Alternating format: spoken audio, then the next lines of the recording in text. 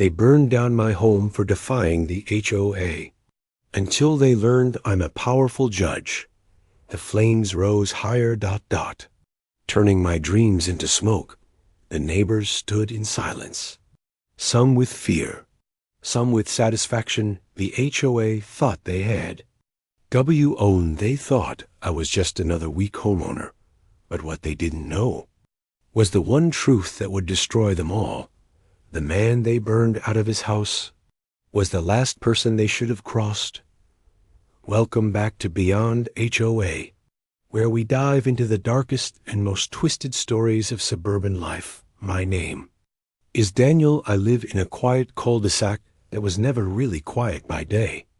I am a respected judge, feared in the courtroom, but by night, I am just another homeowner, trapped under the petty rules of a cruel HOA.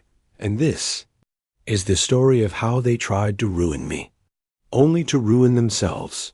The night of the fire is still burned into my mind, the sound of wood cracking, the orange glow crawling up the walls, the heat pressing against my skin.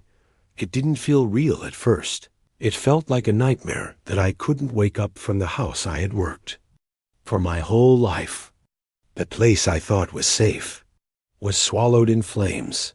The air smelled of smoke and gasoline, sharp, chemical. Not natural. This was no accident. I knew it the moment I saw the way the fire started. It was planned, deliberate. Almost personal. I stood there with nothing in my hands. No photos, no clothes, not even my shoes. Neighbors gathered at a distance, some whispering, some staring coldly. No one came forward to help, not one glass of water, not one word of comfort. In that moment, as I watched my home turn to ash, I realized something terrifying. This wasn't just a fire. This was a message, a punishment for one thing only, I had refused to join the HOA. Sounds ridiculous, doesn't it? That something as small as saying no to a homeowners association could lead to this. But in this neighborhood, rules weren't rules. They were weapons, and the people who enforced them weren't just neighbors. They were predators in polo shirts, carrying clipboards instead of claws from the day I moved in. The HOA president smiled at me, but her smile never reached her eyes. She welcomed me with cookies and rules. More rules than I had ever seen. Lawn height, mailbox color, curtain style, even the number of times you could open your garage door in one day. It was suffocating, and then she said the words, "Of course, you'll be joining our HOA." Like it wasn't even a question, like it was destiny. I remember looking her straight in the eye and saying, "No."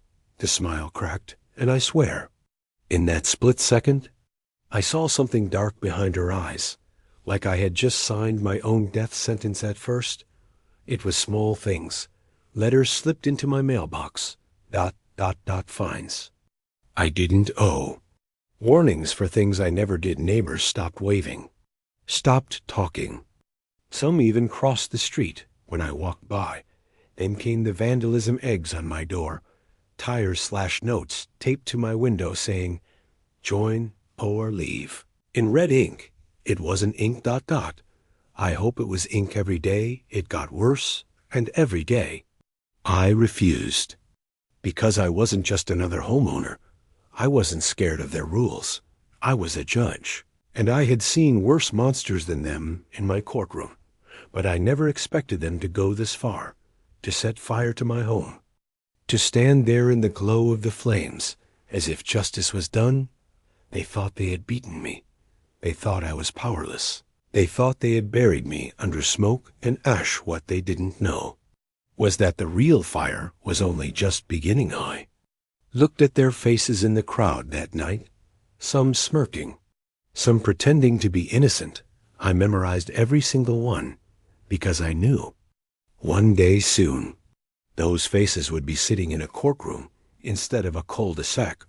But here's the part one still can't decide. Were they brave for doing it, or were they just stupid enough to believe I would never fight back?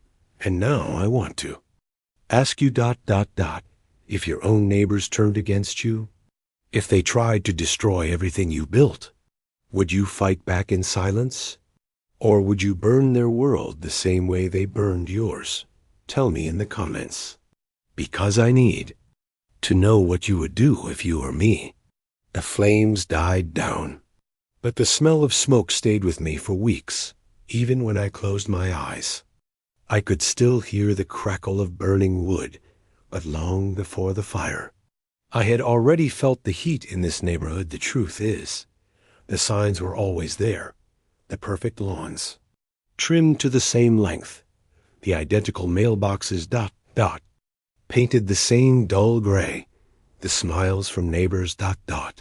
wide but empty. It was a place where everything looked perfect, but nothing felt real at first ... I thought it was just me. Maybe I was overthinking. Maybe I was the outsider who hadn't learned the rules yet.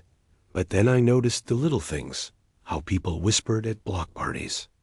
Not about the weather, but about violations. How a neighbor once repainted his shutters the wrong shade of blue ... and within 24 hours he had a warning letter taped to his door. How another family forgot to mow their lawn for a week, and suddenly no one spoke to them anymore. It wasn't a neighborhood. It was a stage play, and the HOA was the director, pulling the strings. The president was the star. Her name was Patricia, but everyone called her Patty with forced affection. She, dressed in neat pastel sweaters, pearls around her neck, and a smile sharper than broken glass. People feared her more than they respected her, because Patty had the power to ruin your life with just a letter or a vote, and she loved reminding people of that power. The first time she came to my house, she brought cookies. I still remember the smell of sugar ... and a stack of rule books tucked under her arm. She handed them to me with pride ... like she was gifting me treasure. The rules were ridiculous. Grass must be no longer than 3 inches. Mailboxes exactly 42 inches from the ground. Christmas lights only allowed until January 5th. No satellite dishes visible from the street. Every page felt more absurd than the last. Patty looked at me and said ... Of course, you'll be joining the HOA. Not a question, not an option, just an expectation. That was the first time I said no. I thought it was my right. I thought they would respect it, or at least ignore me. But the moment the word left my mouth, her smile twitched ... like a mask slipping for half a second, and in her eyes ... I saw something I'll never forget, a promise of war at first. It was quiet Gusher flyers left at my door, reminding me of the benefits of membership. Neighbors hinting that life was easier on the inside. But then came the letters, one accusing me of having weeds in my yard, another claiming my mailbox was too tall. I measured it myself ... 42 inches exactly. Still, the fines arrived. It off. I told myself they were petty, harmless, but pettiness has a way of growing teeth, and soon I realized I wasn't just living in a neighborhood. I was living in a trap. Patty and her board had eyes everywhere. Old women peeking through blinds, men walking their dogs at the exact same time. Every morning children whispering things they overheard. At dinner tables, it was surveillance disguised as suburbia, and every time I stepped outside, I felt their gaze pressing against my back. I should have known then what they were capable of. I should have left, but stubbornness is a dangerous thing. I told myself I wouldn't bow. I told myself I wouldn't bend, and because of that ... I stayed. The harassment grew sharper. Eggs on my door, graffiti on my garage. One night, a brick through my window with a note tied around it. Join or leave, written in red. The glass shattered. But so did my illusion that this was still just about rules. This wasn't about lawns or mailboxes anymore. It was about control. And control always demands a sacrifice. I remember one evening, standing in my backyard, watching the sunset. The sky burned orange, just like my house would later, and I thought to myself, ... why do they care so much? Why does one person refusing to join threaten them this badly? And then it hit me: power is only strong when everyone believes in it, and my refusal, no matter how small, cracked their illusion of control. I wasn't just a neighbor saying no. I was a reminder that their power had limits, and that made me dangerous. From then on, I wasn't just Daniel, the man who lived at the corner house. I was the outsider, ... the rebel ... the enemy in enemies ... in this neighborhood. Don't survive for long. The letters kept coming. Thin white envelopes tucked neatly into my mailbox, each one stamped with the HOA logo, each one carrying another accusation. At first, I tore them up without reading, but soon I started collecting them. A pile grew on my kitchen table, thicker every week. Weeds in the yard, mailbox too tall, garage door left open for too long. Every violation was more absurd than at last I measured the grass myself. ... Exactly 3 inches. I checked the mailbox. 42 inches. Not a hair more. I even timed my garage door. 21 seconds. Well under their limit still. The fines came still. The letters grew colder ... harsher, threatening legal action. I didn't owe a night ... I stood in my kitchen, staring at the pile of letters. It didn't look like paper anymore. It looked like a wall closing in on me. Each page another brick, another weight pressing down on my chest. And then the phone calls started. Unknown numbers ringing late at night. When I answered ... silence. When I didn't answer, the ringing echoed in the dark. Sometimes ... I heard breathing, sometimes faint laughter.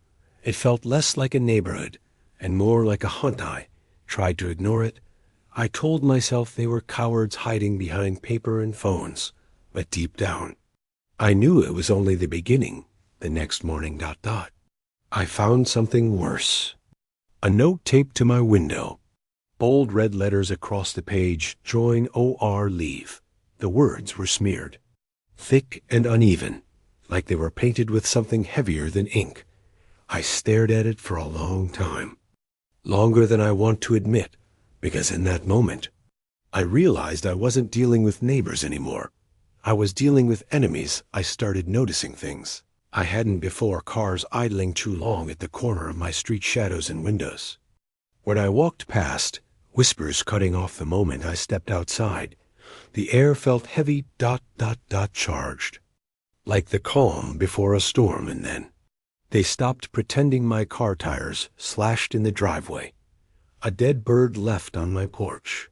Eggs hurled at my door in the middle of the night. I called the police, but they shrugged. Neighborhood disputes, they said. Handle it through the HOA. The irony almost made me laugh. Handle it through the very people trying to destroy me. Didn't laugh long, because one night ... I woke to the sound of glass shattering. A brick lay on my living room floor, glass glittering around it like ice. A note tied to the brick with black tape. Last warning. The handwriting was jagged. ... angry ... Rushed. Whoever wrote it wanted me to feel the fear in every letter. And I sat in the dark with that note in my hand. The neighborhood silent outside. Too silent, like the whole street was holding its breath, waiting to see what I would do. Would I break? Would I run? Would I finally give in and join? I didn't, because something in me refused to bow. Something colder ... stronger was waking up inside me. I had spent years in a courtroom facing liars, manipulators, criminals. I had looked monsters in the eye and told them their freedom was gone. And now ... here I was, afraid of pastel sweaters and lawn committees. It was almost laughable, almost. But fear doesn't always make sense. and the fear I felt in that house, ... Alone in the dark, was real the next day. I confronted Patty. I walked straight to her door, ... Knocked until she opened. She smiled that same sharp smile. "Daniel," she said sweetly, "is everything all right?" Her voice dripped with false innocence, but her eyes gave her away. She knew. She knew about the brick, ... the bird. The eggs, maybe she hadn't thrown them herself, but she had ordered it. She was the queen. And the neighborhood was her army. I told her flatly. This has to stop. Her smile didn't move. Her eyes didn't blink. And then she leaned closer. Her perfume sickly sweet. "Join the HOA," she whispered. "And it will." I felt the heat rise in my chest. I wanted to shout ... to tell her. I wasn't afraid, but all I said was, "No." And for the second time since I met her, her smile cracked from that moment. I knew there was no turning back. This wasn't about grass or mailboxes anymore.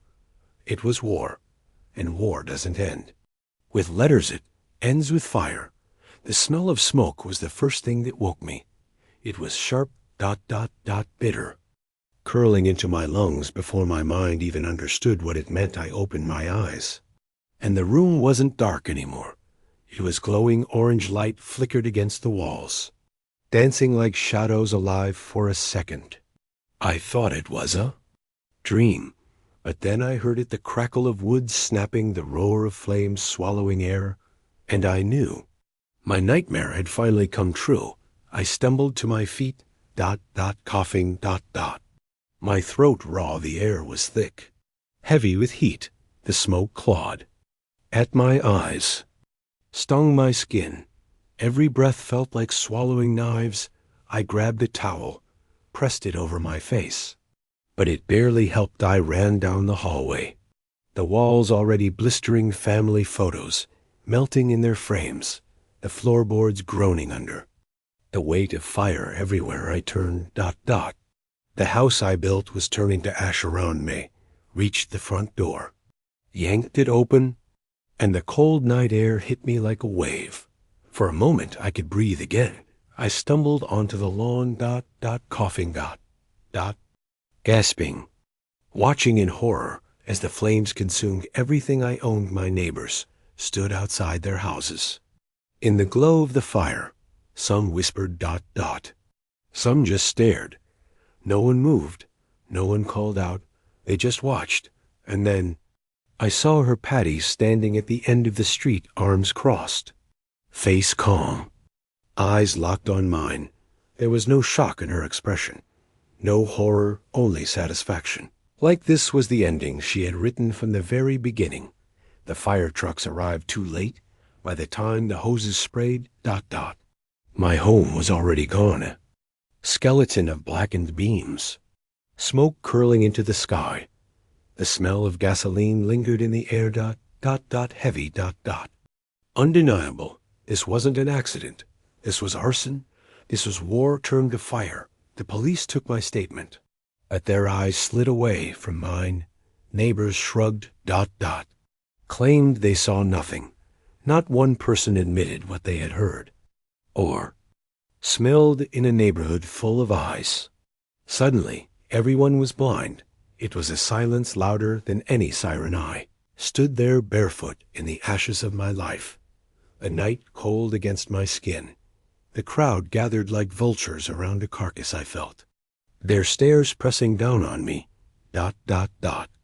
their whispers carrying in the smoke. Some pitied me, some enjoyed the show, but all of them ... every last one was part of I wanted to scream.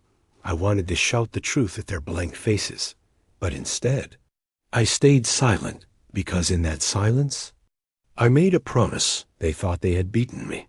They thought the fire was the end, but the truth was, it was only the beginning. I remembered every face I saw that night, every smirk, every whisper, every cold stare, and especially hers, Patty's. Eyes glowing in the firelight, like a queen watching her enemy fall. She believed she had won. She believed she had erased me. But what she didn't know Was that the man she tried to destroy? Was the one man who had the power to destroy her world and return the house was gone? But I was not. And I was not just a homeowner. I was a judge, and I knew exactly how to turn their own rules into the chains. That would choke them. The flames had taken everything I owned, but in return, they gave me something greater, clarity, resolve, and a rage that no fire could burn away when the smoke cleared. When the crowd dispersed, when the ashes cooled, I stood in silence and made my vow. This neighborhood had taken everything from me, but I would take everything from them, not with fire, not with bricks, but with something stronger, the law. And once I started, there would be no stopping the morning after the fire. The neighborhood was quiet, too quiet. No one knocked on my door. No one came to offer help.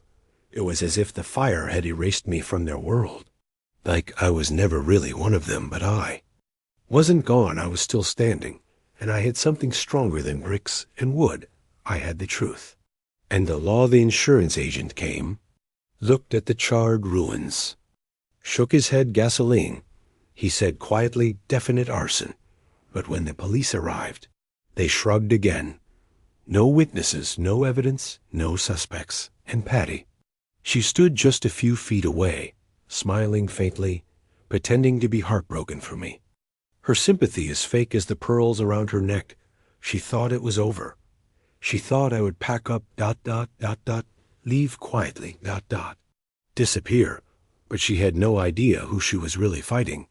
I had spent years in a courtroom, listening to lies, watching criminals twist stories, and every single time, I had seen through them. I had sentenced men twice her size, twice her cunning, to lives behind bars, and now, my enemies weren't strangers. They were neighbors, neighbors who thought their little board meetings gave them power, that they had just made the worst mistake of their lives. I began quietly, no shouting, no threats. I didn't storm into Patty's house. I didn't confront the board in the street. Instead, I gathered every letter they had ever sent me, every fine, every bogus violation. I collected photos of the damage to my car, the eggs on my door, the graffiti on my garage. I logged every strange call, every note, every brick through my window. I built a case piece by piece, like stacking cards, and with every card, their little empire grew weaker at first. I wondered if I should hide who I was, keep my job in the shadows, let them think I was just another angry homeowner with a stack of papers. But the more I thought, the more I realized, no, they needed to know. They needed to feel the fear they had tried to bury me under. So one night, when Patty came strutting down the street, clipboard in hand, smug as ever, I let it slip. Careful, I told her. You don't want this mess to end up in court. She tilted her head, smiled that sharp little smile. And what court would care about your broken mailbox, Daniel? I leaned closer, whispered low enough only for her to hear, my court, for the first time. Her smile faltered. Her eyes flickered with something I had never seen before, fear. She tried to recover, laughed it off, walked away quickly. But I knew she had finally realized who I was. Not just a homeowner, not just an outsider, but a judge. A man who lived and breathed the law she thought she could bend the next day. The whispers in the neighborhood changed. People who once smirked at me now looked away nervously. The same neighbors who had thrown eggs at my door suddenly avoided my street. Even the board members stopped parking their cars outside for too long, because word travels fast in small places. And now everyone knew the man they had pushed too far was the man who could destroy them without ever lifting a brick. Patty still tried to act tough. She still sent letters, still threw around her empty threats, but her voice wasn't steady anymore. Her words didn't cut as deep, because deep down, she knew the fire they set to my house was nothing compared to the fire I could set to their world. I had power they didn't understand, and soon they would learn just how much it could burn, the moment Patty realized who I really was. The game changed. Her smile wasn't so sharp anymore. Her walk wasn't so confident, and suddenly, the HOO wasn't hunting me. They were hiding from me, but I didn't rush. Revenge is sweeter when it's patient. I let them breathe for a little while. Let them think maybe they had frightened me enough to give up. But behind closed doors, I was building something they couldn't escape. I laid out every piece of evidence on my desk. Letters stacked high, photos of the vandalism, phone records of the harassment, insurance reports confirming arson piece by piece. It painted a picture, not of a neighborhood, but of an organized campaign of terror, and I knew exactly how to use it. The first step was quiet summons drafted. Papers filed, motions signed one by one. The board members received envelopes that didn't come from their HOA. They came from the courthouse, my courthouse, the shock on their faces when they realized this wasn't another fine, but a lawsuit with their names stamped on it. It was almost poetic. Patty tried to rally them. She called an emergency HOA meeting. The board huddled in the clubhouse, whispering, panicking. I watched from the back of the room as a neighbor stormed out, waving the papers in the air. Her voice cracked as she shouted, "We're finished." And in that moment, I knew my silence had been worth it. When the day of court came, I didn't wear the robe. I didn't need it.